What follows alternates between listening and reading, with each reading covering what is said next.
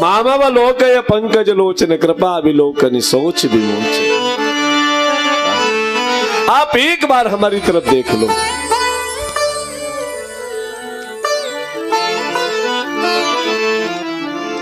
भगवान की ये करुणा भरी निगाह जिसको एक बार मिल जाए,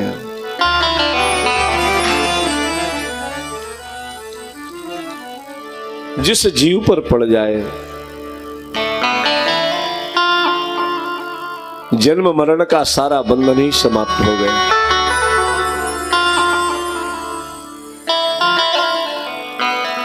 जातु धान वरुथ बल भंजन मुनि सजन रंजन अघ गंजन।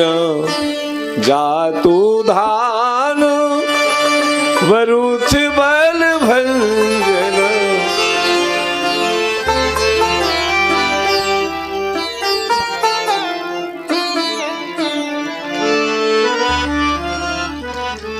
एक बार आप हमको देखो, कभी वो समय आएगा। इसी कलिकाल की घटना है, भक्तमाल जी की कथा है। श्रीधाम वृंदावन में राधा वल्लभ संप्रदाय के अंतर्गत एक घटना घटित हुई। उस आश्रम में एक भक्त अपने घर से चल करके श्रीधाम पहुंचता है और मंदिर में पहुंचा तो वहां पर उसको जलभरिया की सेवा दे दी गई। एक घड़ा जमुना जल लेकर के आना है।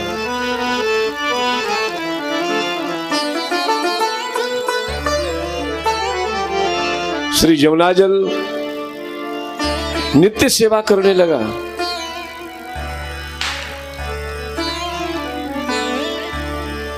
और जल लेकर के आ रहा था। आज भी श्री अयोध्या जी की पवित्र धरा पर राम जी है। चित्रकूट में आज भी भगवान सीताराम जी विहार करते हैं।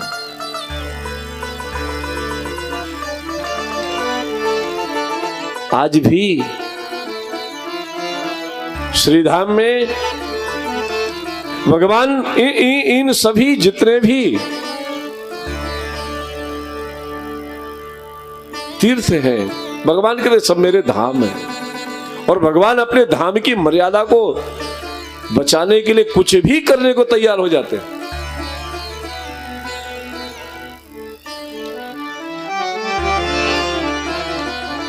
यदि अयोध्या में जन्म लिया है, उसको मुक्त करने की जिम्मेदारी राम जी की है। काशी में यदि पहुंच गया है तो मेरे गोस्वामी जी महाराज कहते हैं कि उसको मुक्त करने की जिम्मेदारी भगवान विश्वनाथ के ऊपर है। जिम्मेदारी है वो। काशी मुकुत हेतु उपदेशु, वो करते ही यही है। श्रीधाम वृंदावन में यदि पहुंच गए हो या वृंदावन को अपने अंदर बसाए हो तो वृंदावन की जो अधीश्वरी है, नित्य रासेश्वरी भगवती श्री किशोरी जी, उनके नाम की जिम्मेदारी है कि जीव को अपने में बसा लेती है। ये उसके नाम की जिम्मेदारी।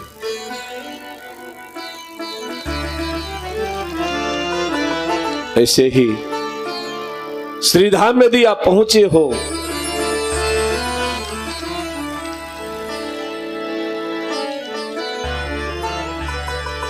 तो एक स्वाभाविक क्रम है कि तीर्थ की अपनी एक मर्यादा है और तीर्थ ने आपकी जीवन का सारा भार अपने हाथों में ले लिया। उसने काशी मुक्त हेतु उपदेश, तो वो जल भरिया उनकी सेवा मिली। जल लेने के लिए जमुना जी जाए और जल लेकर के वापस आए। भगवान श्याम सुंदर भगवान बालकृष्ण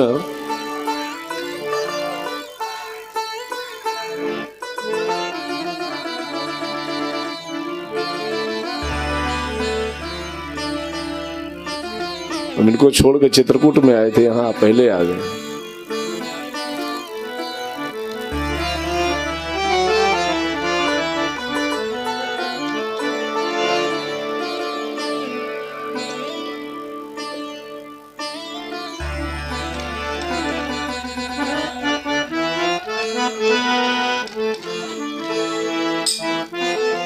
जल लेकर के आ रहा है वो।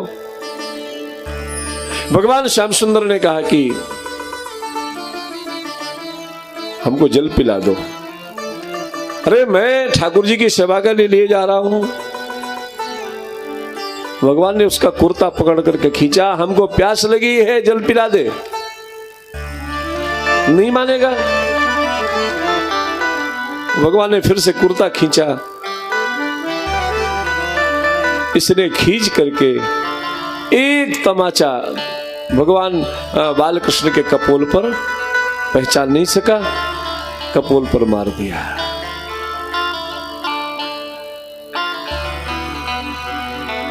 भगवान तो चले गए, लेकिन जिस समय श्री महंत जी महाराज सेवा करने के लिए मंदिर में पधारे, मंदिर में गए, देखा तो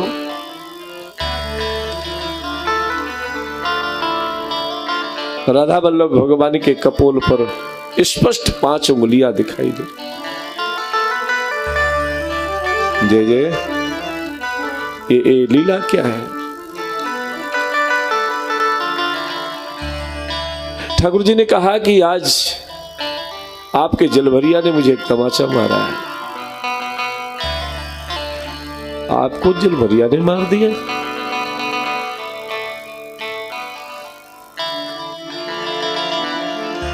महेंद्र जी महाराज भगवान से प्रार्थना करने लगे कि वो अबोध है, उसको समझ नहीं है सरकार, आप क्षमा करो।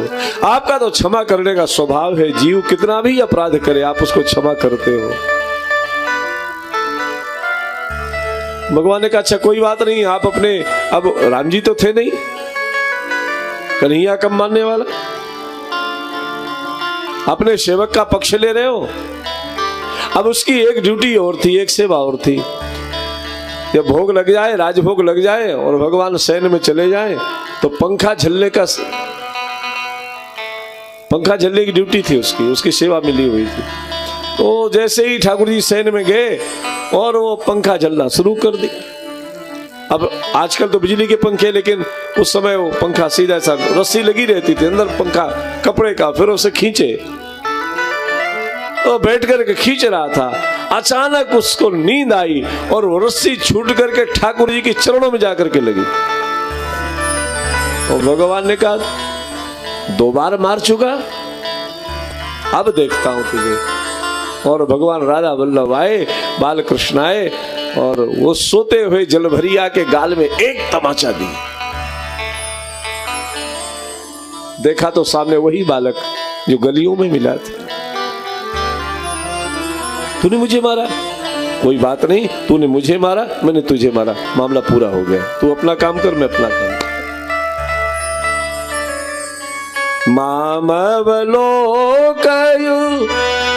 पंकज लोचन कृपा विलोकनी सोच विमोचन।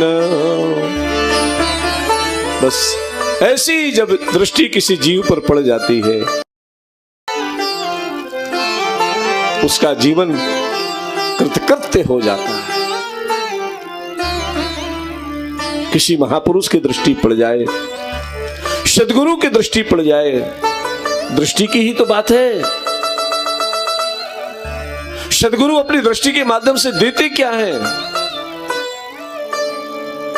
जीवन की जो तपस्या है दृष्टि के माध्यम से उलेड़ देते हैं महाराज, उलेड़ देते। आद्य शंकराचार्य भगवान के जीवन में एक शिष्य उनको प्राप्त हुआ जो द्वितीय शंकराचार्य बने। ऐसा कहते हैं महात्मा लोग कि महामूर्खाधिराज थे वो, कुछ आता ही जाता नहीं था। जो पाठ दिया जाता था याद तो करना दूर, और याद करना तो बड़ा दूर की बात हो, उसको आता ही नहीं था कुछ। और पूरे विद्यालय में, पूरे गुरुकुल में उपहास का पात्र बना रहता हूं। लेकिन शंकराचार्य भगवान की निजी सेवा में था। शंकराचार्य भगवान की निजी सेवा में वो शिष्य।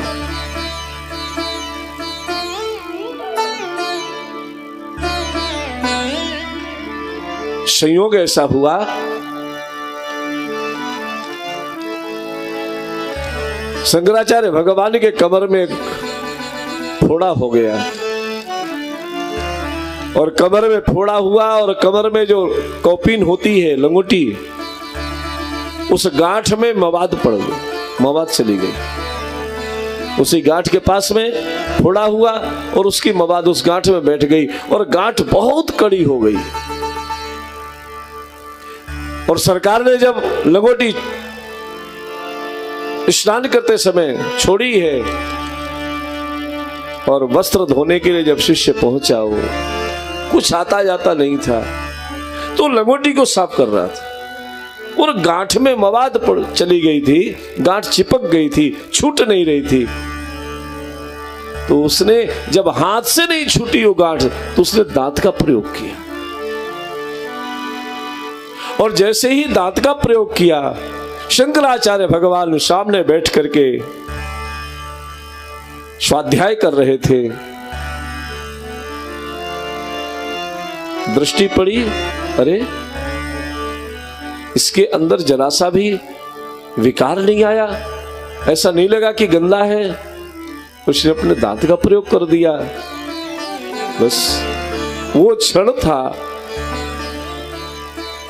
देख लिया महापुरुष ने। कृपा भरी निगाह शंकराचार्य भगवान के उस शिष्य के ऊपर गई। गुरुकुल में जैसे ही विद्यालय लगा, कक्षा लगी, शंकराचार्य भगवान ने उसी शिष्य को कहा, खड़े हो जाओ,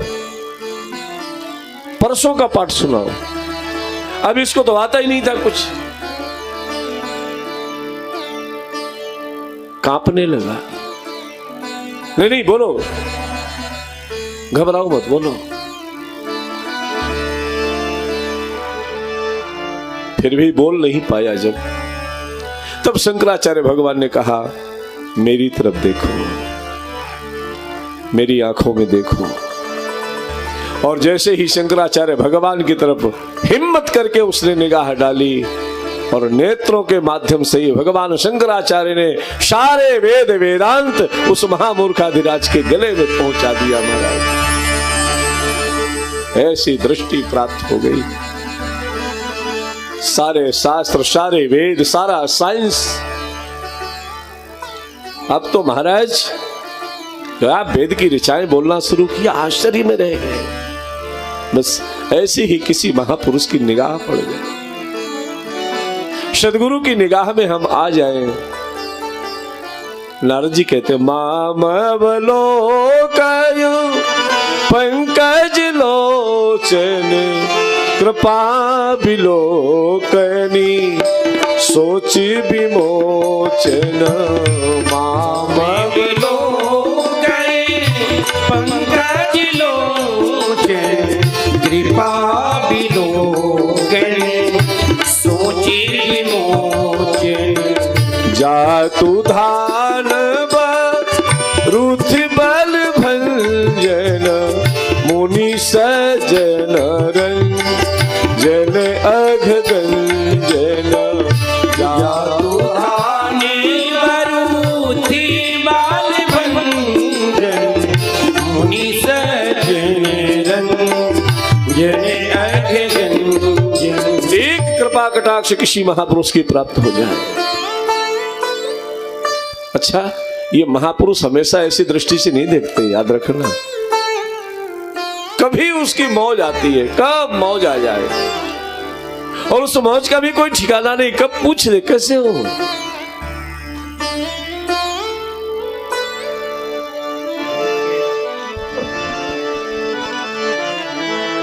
जिसकी दृष्टि हमेशा परमात्मा में लगी रहती है, करुणा करके कभी जीव के ऊपर जब वो निस्तृत हो जाती है, करुणा उस जीव का अहोभाग्य हो जाता है। हम सांसारिक गुरुओं की बात नहीं कर रहे, लेकिन अपने जीवन का अहोभाग्य वो क्षण समझना जब तुम्हारा गुरु तुमको याद करे, तुम्हारे माता पिता तुमको याद करे। वो अहोभाग्य समझना अपने जीवन का। गुरु आज्ञा को टालना मत।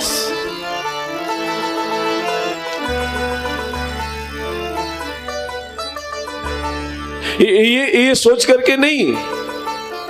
हाँ, मैंने निवेदन पहले ही कर दिया कि मैं उन सांसारिक जो है उन गुरुओं की बात नहीं कर रहा, लेकिन ऐसा कोई समर्थ सदगुरु अगर जीवन में आया है और कभी तुमको याद करे तो समझ लेना तुम्हारे जीवन के कपाट खुल चुके हैं।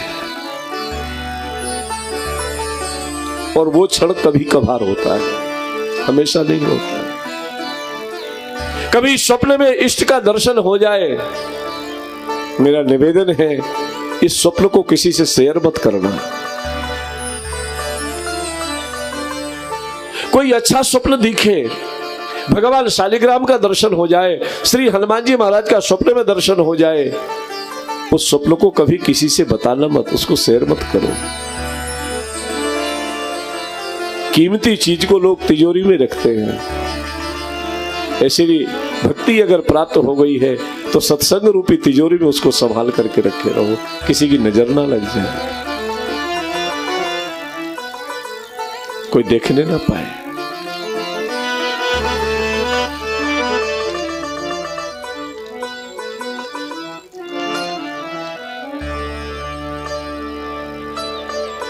निषाद कहते हैं, राम कीन पन जब ही ते भयउ भुवन भूषण तब ही ते। राम कीन पन जब ही ते भयउ भुवन भूषण तब ही ते। भयउ भुवन भूषण तब ही ते। भयउ भुवन भूषण तब ही ते। किसी महापुरुष को, कभी कोई महापुरुष तुमको याद कर ले। पितृपक्ष का महीना आया है और पितृपक्ष के महीने में तुम्हारे पितरों का दर्शन हो जाए, शेयर मत करना।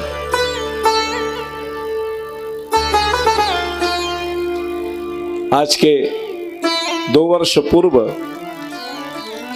हम कुटिया में बैठे थे, रामायणी कुटी में, और जून का महीना पूज्यपाद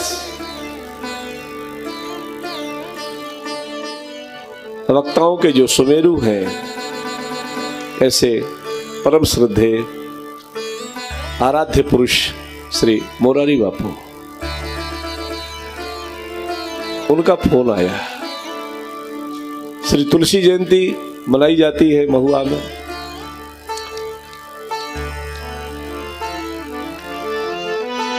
और जो शब्द उन्होंने कहे, ऐसा लगा कि आज सदगुरु प्रकट होकर के बोल रहा है। जो वचन में जो शब्दों में जो गरुता थी। गुरु कहते किसको है? जिसके आचरण में वजन हो, जिसके शब्दों में वजन हो, गरुता हो। जानी गरु गुरु गिरा बहोरी, वो गुरु है। और शिष्य के गले में गलबहियां डाल करके और स्वयं पान खाए, उसको भी गुटखा खिलाए, वो आचरण कैसा? तो कभी ऐसा ऐसा अवसर आए ना, किसी महापुरुष, कोई महापुरुष तुमको याद करे, उस क्षण को अपने सत्संग रूपी तिजोरी में संभाल करके रख लेंगे। और वो क्षण कभी कभार होता है, हमेशा नहीं होता मिश्रा जी, हमेशा नहीं होता, कभी वो याद करे, कभी। और उस समय अगर उन्होंने कोई बात कह दी है,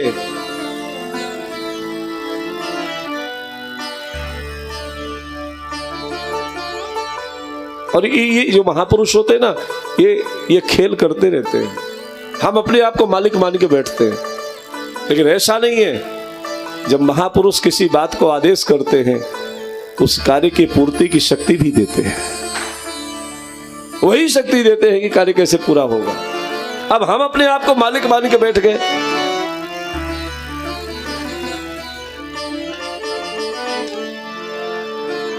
प्रातः स्मरणीय वैष्णव कुलभूषण पूज्यपाद मलुक पीठाधीश्वर जी महाराज जी ने चित्रकूट में हम बैठे थे, मिले थे, वो ऐसी कोई सेवा उन्होंने आदेश किया, तो मन में तो ऐसा आया कि होगा कैसे, लेकिन कार्य ऐसा था, पर वो कैसे हो गया ये हमको स्वयं ने समझ में आया।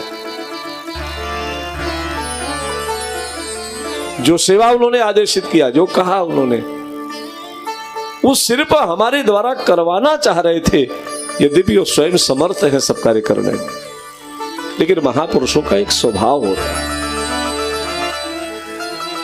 ये उसकी अपनी मौज है, उसका अपना आनंद है, वो कब क्या कर रहा है।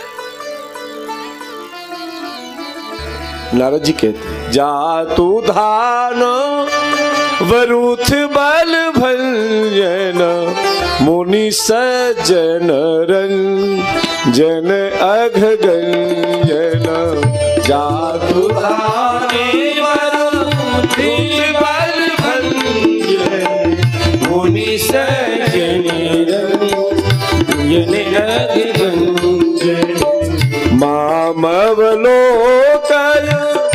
पंकज लोचन कृपा विलोकनी सोच विमोचन, मामवलोकन पंकज लोचन कृपा विलोकनी सोच विमोचन, कृपा विलोकनी सोच विमोचन, कृपा विलोकनी सोच विमोचन। ऐसे सोच विमोचन भगवान की वो करुणा भरी निगाह,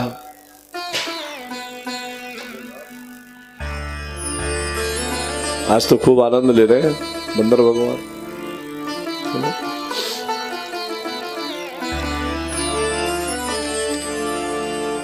आइए पूर्व प्रसंग में परम्बा शिवा का विवाह पूर्ण हो चुका और भगवान देवाधिदेव महादेव कैलाश पर विराज रहे हैं।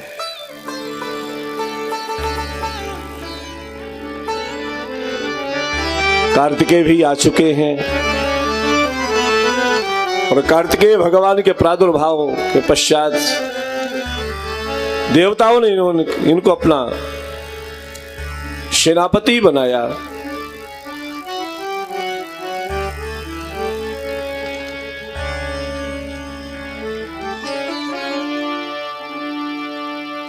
गणेश भगवान भी आ गए।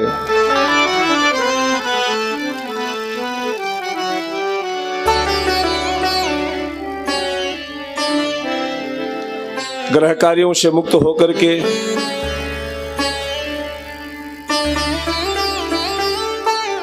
भगवती परम्बा जगत जननी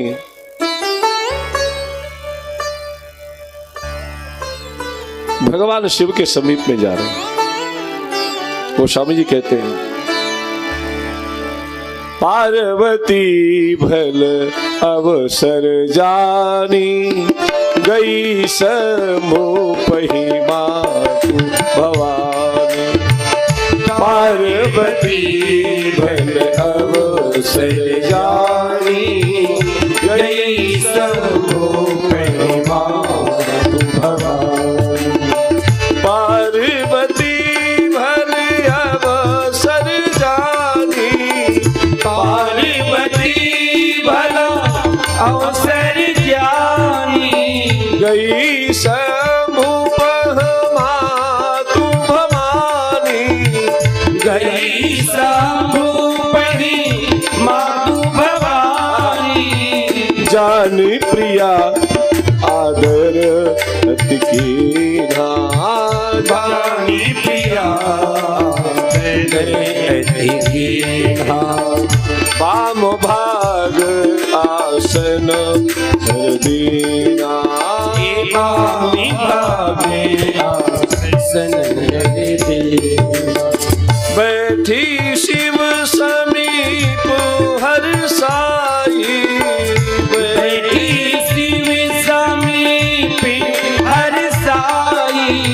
पूरब जन्म कथा चितवाई, पूरब जन्म कथा चित आई।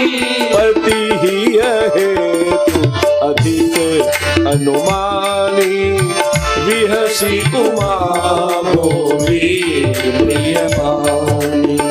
कथा जो सकल लोग हितकारी, सोई पूछने जब से कुमारी। ग्रह कार्यों से मुक्त होकर के जीवन के क्षणों को अवसरों में बदलते हुए भगवती परम्बा जगत जननी पार्वती मैया भगवान शिव के समीप में आई। मैया ने सुंदर श्रृंगार किया है। देखो, यद्यपि आप भगवान की सेवा करते हो, हमारे पूज्य गुरुदेव भगवान कहते थे कि भगवान का श्रृंगार करने के पहले अपना श्रृंगार करो। जब पुजारी ने स्वयं तिलक स्वरूप अपना नहीं किया तो भगवान क्या क्या करेगा? इसलिए पहले अपना श्रृंगार करो। और आजकल एक बड़ा विचित्र स्वरूप बनता है कि जब हम ठाकुर जी की सेवा पूजा करने के लिए जाएंगे तो एक मर्यादित परिधान जो हमें धारण करना चाहिए वो नहीं करेंगे।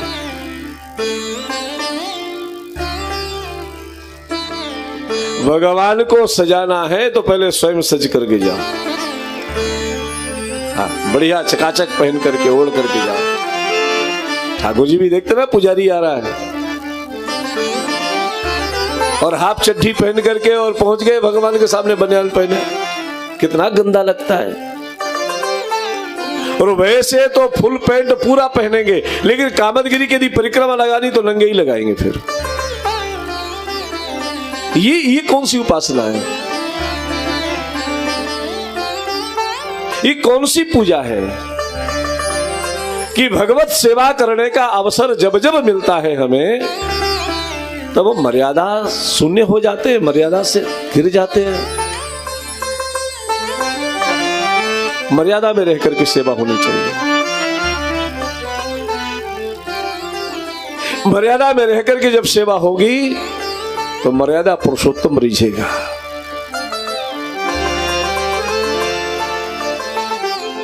कितने कितने अरे हम कहां तक कहें, भगवान श्री राम जब चित्रकूट में आए उन कोल भीलों ने भी मर्यादा में जीवन जीना सीख लिया, मर्यादा में जी रहे हैं। भगवत सेवा करने का अवसर जब हमें मिलता है, कथा में जाओ ना तो बढ़िया पहन ओढ़ करके जाना चाहिए। हाँ, जूते भले ही महंगे वाले ना पहनो, क्योंकि वो कई बार चोरी हो जाते हैं। सत्संग में जाओ बढ़िया, हाँ उतना अच्छा पहनो जितने में वो अच्छाई तुम्हारे लिए दिक्कत ना खड़ी करे, बस इतना एक मर्यादा। गंगा जी में स्नान करने के लिए जाओ ना, और गंगा जी में जब हमें स्नान करने के लिए गए हैं उस समय पर भी हम स्नान करते समय ऐसे वैसे स्नान नहीं करें। उस समय पर कटि प्रदेश में पूरा वस्त्र होना चाहिए।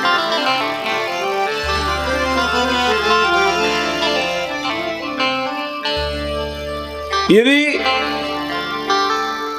स्नान के लिए गए हैं, गंगा स्नान करने गए हैं, पूजन कर रहे हैं, सदगुरु के पास में गए हैं, मर्यादा में जाना चाहिए। और उस समय की जो मर्यादा होती है वो तुम्हें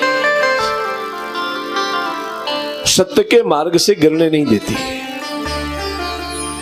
मर्यादा कभी भी सत्य के मार्ग से गिरने नहीं देती।